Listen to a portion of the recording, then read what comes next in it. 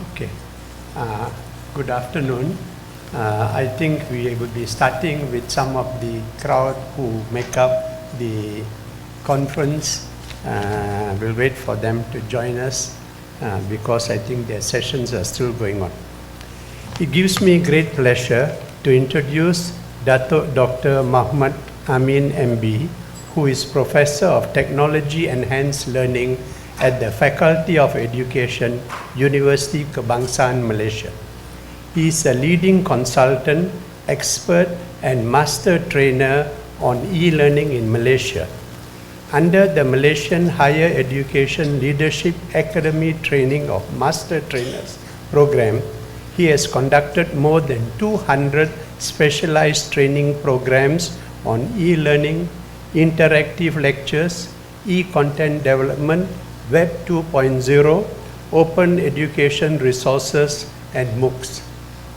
He is a strong proponent of open education resources and an active contributor of Web 2.0 resources. His recent publication, entitled Web 2.0 Tools in Education series, has recorded more than 1.7 million reads in script.com and slideshare.net. A Web 2.0 mobile application that he has developed, known as Jitsu, or Just-in-Time Training to You, has attracted educators from more than 115 countries worldwide. Dr. Amin is unselfish with his knowledge and shares it free with educators and students around the world through his e-publications and slide shares. Currently, he is the Chief Information Officer and Director, Center of Teaching and Learning Technologies at the National University of Malaysia. He is also the President of the Mobile Learning Association of Malaysia. For his outstanding and significant work in education, he has received numerous prestigious awards, including the Open Education for Excellence Individual Educator Award 2016. He has a number of national awards, which in the interest of time, I am not going to repeat here. But maybe I should mention that he developed the Higher Education E-Learning Personality 2014 and the Best E-Learning Facilitator 2014. Now, massive open online courses or MOOCs are transforming the landscape of higher education. Some are seeing it as a disruptive phenomenon, others as a transient phenomenon, and still others are capitalizing on it for branding and marketing purposes. The speaker will share his experience on how MOOCs have been used to remove borders in order to make student learning more global and authentic. By the way, I just went online to check on him. He is running at least 2 MOOCs now, one with almost 5,000 subscribers and another with over 1,000 subscribers. So he speaks from personal experience. Professor Amin has been a good friend of IMU, and he has unselfishly shared his experience and his skills, and we owe much to him over our acquaintance with him over the past 2 to 3 years. So I give you Professor Amin, who will talk on removing borders through technology. Professor Amin.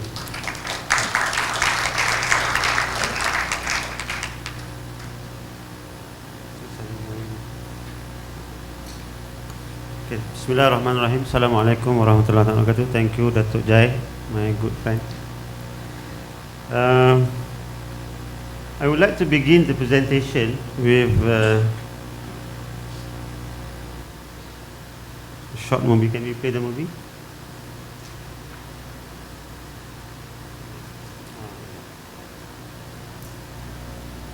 And can we on the audio, please?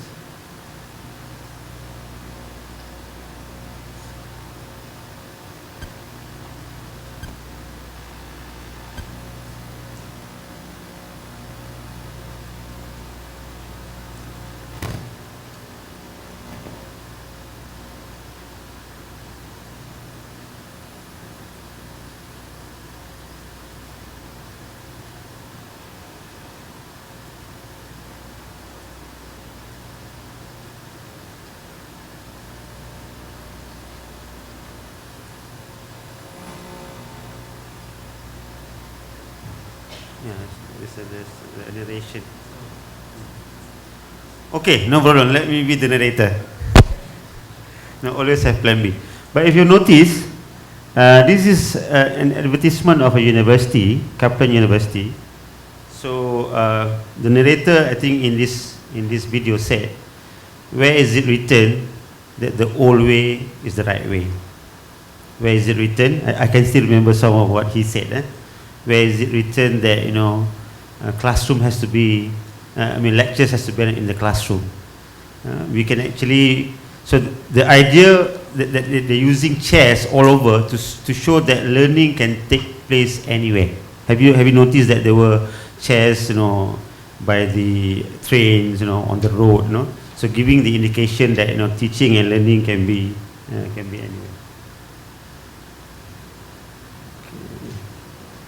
Now, I think whether we like it or not, technology has transformed the way we do things, and especially for Gen Z. Are you aware that we've got 2 Gen Zs already in our system?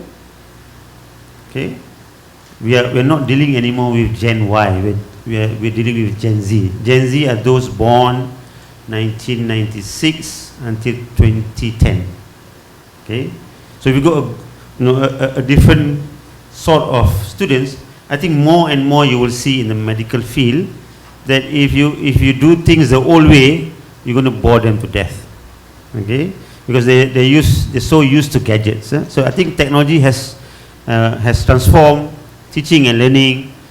Because of technology, we can do things more interactively. I think we can engage them if we do it rightly. Okay, I think we should not be jumping on the bandwagon. You know, we should see what technology can do and capitalize on that. For example, I can see like maybe 100 to 200 participants in the hall. You know, if we have more time, I can prove to you that I can interact with all 200 of you. So that's how I will capitalize on the technology. I've done some workshops with Dato' to show that, I mean, in the traditional form, for me to interact with 200 people in a hall, that's, you know, it's going to take like hours and hours. But, you know, technology has transformed how we can do things that, give me 1 minute, I can set up an application, and in the next minute I can get all of you to share your ideas with me. So I think technology can do that, can transform the way education can be delivered. But more so, I think education has allowed, of course, storage and so forth. But I want to get to the third point here, that technology allows us to go beyond borders. Now, in fact, I can interact with all of you now. I can also interact with many people all around the world. Why? Because technology has given a bit more accessibility. In the past, it's so difficult to bring experts into the classroom, but now you can bring experts in many ways, whether synchronous or asynchronous. So the point here is that one of the advantages of technology is you can now reach more people. So because of that, I think now we talk about online education. I'm not going to go through all these. So we talk about flexibility, about accessibility, about knowledge being global now. I'm a non-believer of the traditional quote-unquote lecture. People know me, very bluntly. I tell people don't lecture, but don't listen to me. I know, in the medical say, don't lecture. That's not possible, But I strongly believe that knowledge is everywhere. Why lecture when Google has got not all the answers, most of the answers. I mean, let's ask ourselves. When you bump into a new terminology, what do? I'm a baby boomer. Dato' is a baby boomer. We've got Gen Y here. What do we normally do? We resort to Google. And so far, I think we've got reliable answers. We're not saying that a surgeon should learn surgery from Google, but we're saying, especially knowledge-based, theoretical-based knowledge. We've got enough content there, and whether we like it or not, I think Google and I call it Uncle Google and Auntie YouTube. They're the new face of education. In fact, I do so. Before I go meet any before I see my doctor, I do my homework. About the all. I find out. The doctors are not very angry. They said, patients these days they think they know everything. So I said, why not? At least I know a bit more about the. Meaning to say that knowledge is everywhere. It's how we design our learning. Okay, I've got another video, but I'm not so sure. I think I'm going to probably skip this unless. No. Let's see if the sound is okay. Then we play. Otherwise, no point. Silent movie. Same thing. Okay, no problem.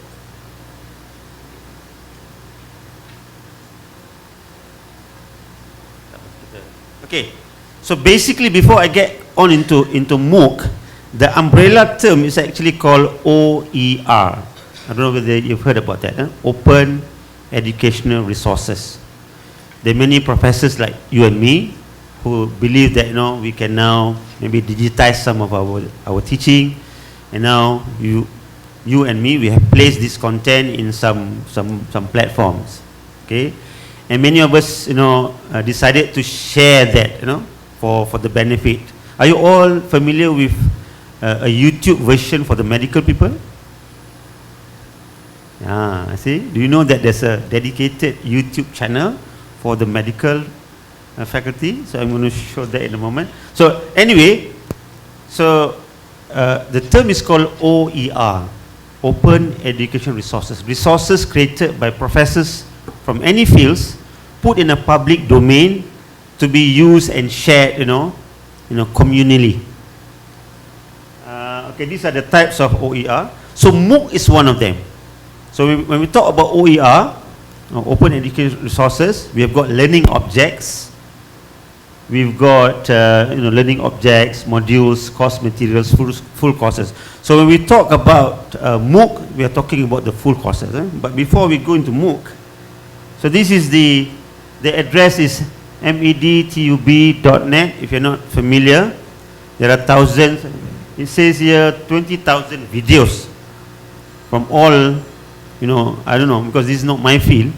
So these are videos created by professors like you for professionals. So some of them are free, some of them you need to subscribe. But if you go into the speciality, I think you've got like 25 speciality. So you've got videos. So we call these learning objects. Okay, so you only get to learn maybe a rectal examination or hypnotherapy or something. These are not courses. So we call these learning objects. So there are many learning objects on the internet, on the YouTube. But what we want to talk today is about courses. Okay, so what is a MOOC? MOOC is massive open online courses. So there are four items. One, it is a course, okay, that is delivered fully online. So I think many of us are very familiar with the idea of blended learning, that you still go face to face, but maybe 20%, 30% of the materials is done in an online version. So therefore, blended. But technology has allowed that a course can be delivered fully online. Okay, so when we talk about MOOC, the spirit is, the course is delivered in a fully online version. So that's why people believe that MOOC is probably suitable for knowledge-based courses, for maybe 101 theoretical-based courses. But I have actually, I think Datuk did mention that I offered 2 courses, and 2 MOOCs, and that has actually transformed me to realize that if the design is right, if the design is good, certain skills can also be delivered in this online version. But I think the other thing about MOOC is that it's open. I think we're familiar with online education, where courses or part of courses are delivered in an online fashion. But the idea of the MOOC is you want to make it open. So you may be asking yourself, why should I open my, why should I? So I think Datuk did mention that people are doing it mainly for marketing purposes, for branding purposes. You want to tell people, hey guys, you know, this is the kind of teaching and learning you will get at IMU. So come to the course, you know, have a look at how a full course is being run. And of course, if you run a MOOC, it can be a full-fledged course because you're giving it for free. The idea is to give it for free, but later on you can make money. So the other term, if you want to make money out of a MOOC, it's not called a MOOC, it's called a SPOOC, small private online courses. You're using a similar environment, but instead of making it massive, you make it small. Instead of making it open, you make it private. So you may have students in South Africa or some other parts of the world, so they will now follow the course in an online or nearly online version. So you make it private and you're not opening up to the world. But the idea of the MOOC is to open up to the world. Why would you do that? Because, you know, for marketing purposes, for branding purposes, and also probably I'm doing it because I want my students to be able to learn in a more realistic, authentic, you know, context, you know, because when people graduate, they're going to meet people from from different parts of the world, and I want to change the dynamics of the learning. So in a moment, I'll show you the course that I'm teaching, and you're all welcome to join my course. They're all for professionals like you. And because it's open, so your course can, in the end, you know, go into thousands. So at the moment, I'm running three courses. One is that we are training in August we'll have this Sukansi, the SEA Games. So UKM has been given the mandate to train the volunteers, 13,000. So we are doing it in a blended mode. So I've created a MOOC so the training is now done via MOOC, part of training. So it's called the Sukansi Sukarelawan. Okay, another video, but I'm going to skip this. I wanted to share you a video. Okay, now this is a course that Dato' mentioned. It's called Rethinking Teaching, Redesigning Learning. I do a lot of training. I train lecturers all over the country and also in Asia Pacific. I have come to a point that, you know, there is a need for us to revisit our conception of the traditional teaching. And there is a need to redesign learning to make it more relevant. So in the past, you know, I do this in my workshops. I say, I'm going to try this using a MOOC. So I created a course with, it has got 12 modules. And the approach that I take is, I call it hearts on, minds on, hands on. So modules 1 to 6, you can come, you can, you know, register for free. You can go to openlearning.com. By the way, I won 2 international awards for this MOOC. So it's a very quality in terms of design. So the idea is to influence other people all around the world about this notion of, you know, relooking and redesigning, you know, teaching and learning. And you see, in the traditional manner, I've conducted like workshops. The most I get like 30 participants, but via MOOC I've now got 5,000 students, and they are from 117 countries. So now you can see why MOOC, you know, you're using technology to go beyond borders. And never in my life I've got students from 100, and my students are not like, you know, young students. My students are people like you, because these are professional development courses. So I've got professors, you know, retired, you know, all from different ages. It's a self-paced, so you can do it on your own. Modules 1 to 6 is actually modules 1 to 6. I call it minds on, hearts on, because I think it's important to change the mindset. And module 7 to 12 is hands on. So if, let's say, the promotional video for this is a promotional video. This is actually like a cartoon thing, animation. Now, if you come to my course, by the end of my course, you will be able to create animated videos without me being able to see you. And many of my students have graduated. So then I've realized, wow, you know, even in an online environment, people can pick up certain skills. I'm not saying that, you know, learn surgery, you know, virtually. That probably not will happen. I would want a doctor to learn and online and then operate on my children. But there are certain skills I think that can be done. Okay, this is another one. Social media and learning. I call it SMILE. So if you want to know how you want to integrate social media in teaching and learning, you can also join the course. At the moment, I've got a bit more than 1,000. And I also, I'm now, last semester I offered a course, my undergraduate students, on social media and learning.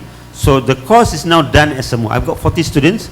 So my 40 students are also learning together with another 1,000 outsiders, so to say. So that the learning is now a bit more global, the learning is a bit more, the dynamics of the classroom is a bit different. Okay, so what I'm going to do now, maybe a few minutes, maybe the last 5 minutes, okay, is to share with you tips if you want to go into online, into, I think it's not about taking your PowerPoint and putting it online. I think that's not online learning. That's not, MOOC. So it's important how you design the learning. So for me, one of the key things is when you design online courses, you should have the mindset of the learner. I think this is important. Many of us, when we design things, we design from our perspective. This is how I want to teach. Okay. Now we've got a generation who their learning styles are different. So I think it's very important that when you design, put yourself as the learner. If you're a learner sitting, in your house, now assessing IMU courses, how would you like to learn? How would you, want your learning to? So I think this is very important. So in that sense, I think we should all see ourselves as designers of learning experiences. I think many of us, for many years, the role that we have taken is we see ourselves as providers of knowledge. We see ourselves as the sage on the stage. It's our role now to tell, to lecture, to give, to transmit. But I think with the younger generation, knowledge is everywhere. It's how you make learning more meaningful. So that's number one. So moving from yourself as a knower to the learner, and this will take a bit of a shift in the mindset. And in my training, the toughest guys to change their mindsets are the medical people and the engineering people. So I'm not sure whether I've said it right, but this is from my experience. Maybe because of your training. Okay. So to change the mindset, that because you're an expert, you will see everything must come from me. I'm the doctor, I'm the expert, I've got whatever. But the new way of doing things is to see yourself as a co-learner with your. I mean, people can say, Prof, you can say you're from the social science, but I've seen people in the medical faculty and the engineering faculty who are slowly embracing these ideas. I'm not going to go through all this. I like these few quotes. Okay, the best teachers are those who show you where to look, but don't tell you what to see. I think this is very important. I think higher education is not to be told from A to Z. I think we need to get them to be able to think, and so our role is more of a guider, of a mentor, of a coach. I'm not sure how many slides left. Okay, I practice something called challenge-based learning. I don't know whether you've heard this. I think in the medical and in the engineering, you're familiar with the problem-based learning. All right. So it's kind of a problem-based learning, but you turn it into mini challenges. So in my MOOC, I don't teach, I don't give answers, I give questions, I give them challenge. So when they come to my MOOC, each topic will have a particular challenge. This is the challenge.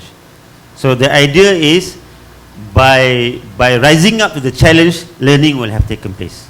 So that's my way of doing it. You may want to explore that. It's also called action learning. Some people call it action learning. Some people call it task-based learning. The learning is by completing tasks. Okay, now maybe this is my second last point. If you want to go into online learning, okay, you cannot do the traditional way, 1 hour lecture. Do you know what is the best duration if you want to create teaching videos in an online? Can anyone guess? What would be a good like duration if you create a teaching video? Pardon me? 3 minutes, well done.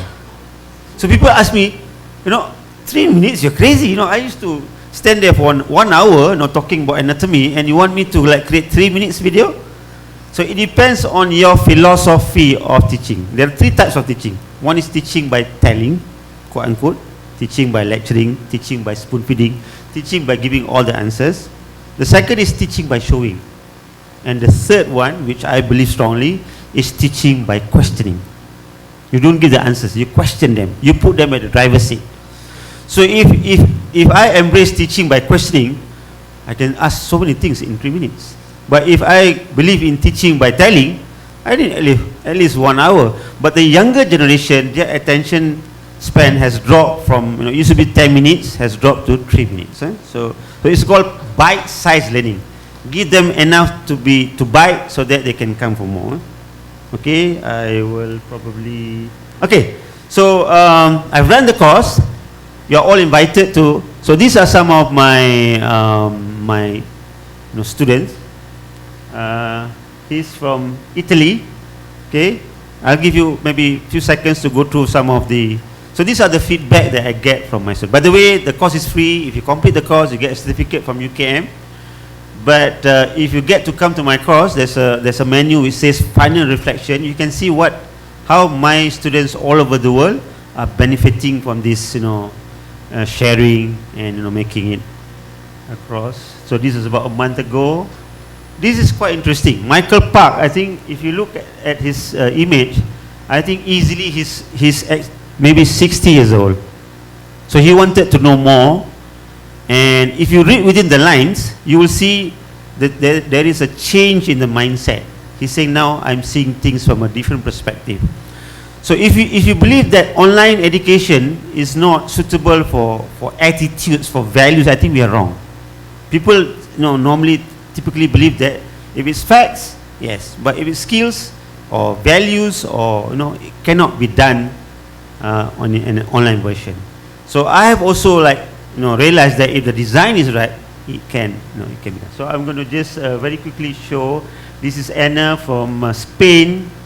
Okay, she completed the course 5 months ago, and this is what she said. Okay, of course we don't have time to go through. So if you want to read, go to my course. There's a menu, final reflection. And Robin is from Australia. So it's good to see when the end user saying, oh, I like your course, it's very relevant, so that I don't feel that I'm wasting my time. Because imagine, I've got 5,000 students, but maybe some of the times I will share with you the secrets. People say, how do you manage 5,000 students? There are tricks and tips, which I will share in some other occasion. So I think that's about all that I would like to share. Maria is a teacher in Penang. We have not met. Okay, thank you.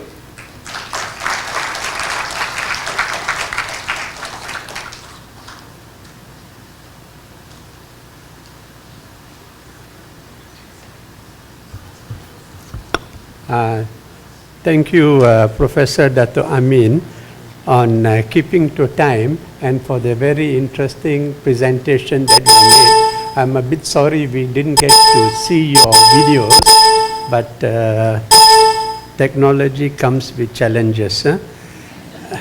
Now, we have opened the floor now. We have about over 10 minutes for questions, comments, feedback. Would someone like to start? While waiting, could I ask a question? Yeah. One of the problems about MOOCs has been about engagement and persistence, that many people join MOOCs but do not often complete them. Maybe sometimes because they have already received what they wanted from the MOOC and they see no reason to they need to complete the MOOC. But other times it is the nature of the MOOC that there's a high dropout rate. what would you say to them? Okay, thank you, Dato'. Actually, the dropout rate for MOOC is actually very high. You'll get like 85%. So there are many, like we call, they just come, have a look, But the greatest challenge in a MOOC is how do you sustain the students, okay? Because in a normal classroom, if you come to the classroom, the professor is so boring. What do? You just stay there until the end of the class. You don't leave. You will be like, And then next week you come again, because it's part of the attendance. But you're there because you have to be there. But in an online environment, if the course is boring, you just take the students to go to the, take the mouse to the X thing, and then that's it. So with a MOOC, the challenge is to sustain them, okay? And if you want MOOC to be successful, there are a few tips. You can Google. I've created a video called "Designing Engaging MOOCs." So I'll just share one tip. I think one of the most important tips is called the turnaround time. Imagine you're learning online, individually. You ask a question, you wanted to know more, and then you have to wait like 1 day, 2 days, 7 days. Are you going to come back again? So the turnaround time is very important. So as an instructor, as a facilitator, I made it. I told myself my turnaround time will be less than 24 hours. And you can check. You can go into my MOOC. If you come to my MOOC, in 24 hours, all your answers, your queries will be answered. So people ask me, then do you have time to sleep? Yeah, of course I have time to sleep. Do you have time to eat? Yeah, I have time to sleep. So when I started, I was like spending I don't know how many hours. I said, no, this is not going to happen. So I devised a strategy. I said, okay, I normally go to bed quite early. So I said, 10 o'clock every day, I'm going to spend half an hour without fail to answer all the questions. And for the other, like half an hour, 45 minutes, maybe the most 1 hour. So I do that on a daily basis. And if I have time within, while having lunch or something, then so I have found that this is one of the reasons why I'm able to maintain. And of course there are other methods. Maybe another one is you provide students acknowledgement for their work. So in my course, when you're active in the forum, you get a digital badge. It's not even a physical badge. So the badge will say you are a super duper learner. And like people like you, 50 years, 60 years, they got this digital badge. They're so thrilled. They say, this is my first badge, and I'm so excited. So this psychological stimulant actually is very important. I didn't know that these digital badges can work to that extent. But this is another tip. Yeah. Yes, go ahead, please.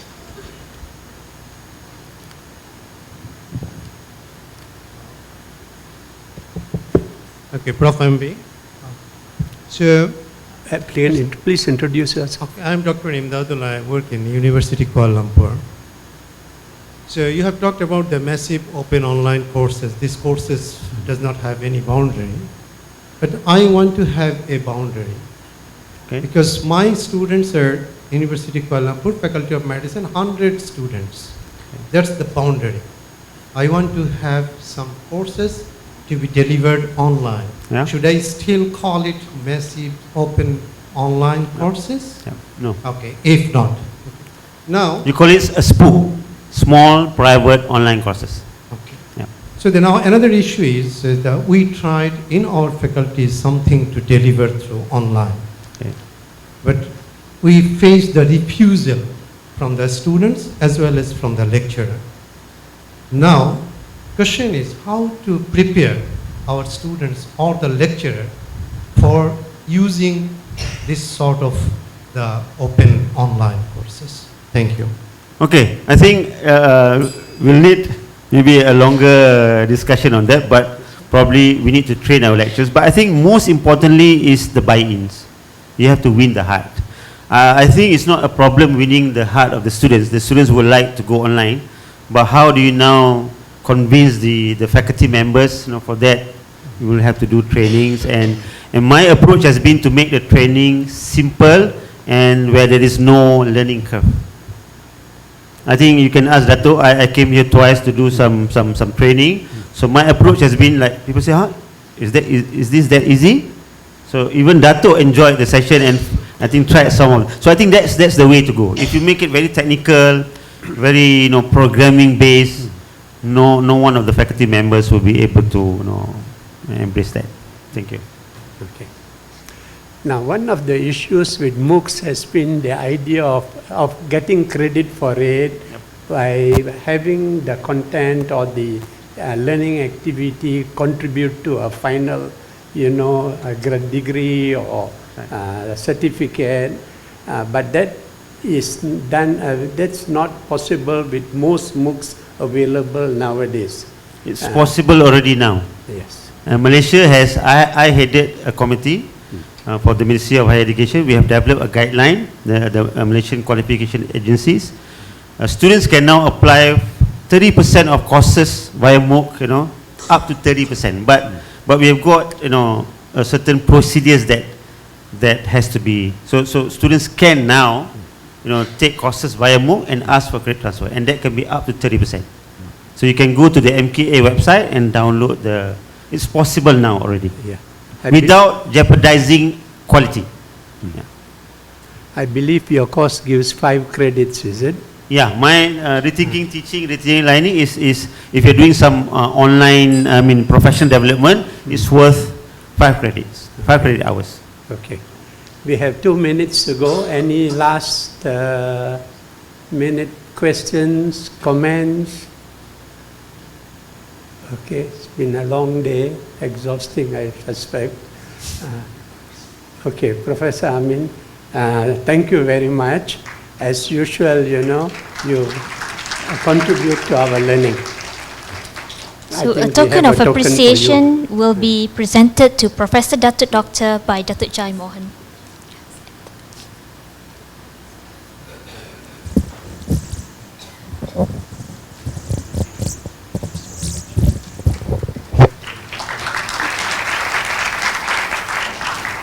Thank you, Professor Dato' and Datuk Jai. Delegates, kindly take note that tomorrow's session